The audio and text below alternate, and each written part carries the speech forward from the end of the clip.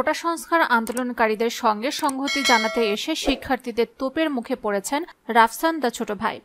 দেশের জনপ্রিয় কন্টেন্ট নির্মাতা ইফতেখার রাফসান আজ শনিবার রাজধানীর শাহবাগ মোড়ে গাড়ি থেকে নেমে শিক্ষার্থীদের তোপের মুখে পড়েন তিনি। এই সময় তার গাড়ি ভাঙচুরের চেষ্টা করে শিক্ষার্থীরা। ভিডিওটিতে দেখা যায় শাহবাগে নেমে শিক্ষার্থীদের আন্দোলনে যোগ দিতে গেলে তাকে বাধা দেওয়া হয়। তাকে ফিরে যাওয়ার জন্য বলেন শিক্ষার্থীরা। এ সময় শিক্ষার্থীদের বলতে শোনা যায়, অনেক মানুষ নিহত আহত হয়েছেন, আপনারা শোক পর্যন্ত জানাননি, আপনারা আওয়ামী লীগের সঙ্গে মিটিং করেছেন, ছাত্রলীগ সভাপতি সাদ্দামের সঙ্গে মিটিং করেছেন, ঘুমান, আপনারা ঘুমান।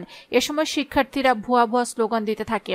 বাংলাদেশের জনপ্রিয় কন্টেন্ট নির্মাতাদের মধ্যে অন্যতম রাফসান দা ছোট ভাই।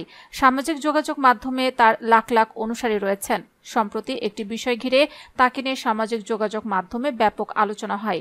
সামাজিক যোগাযোগ মাধ্যমে প্রকাশিত কন্টেন্টের আয়ে অর্থ দিয়ে তিনি একটি গাড়ি কিনে মা বাবাকে উপহার দিয়েছিলেন।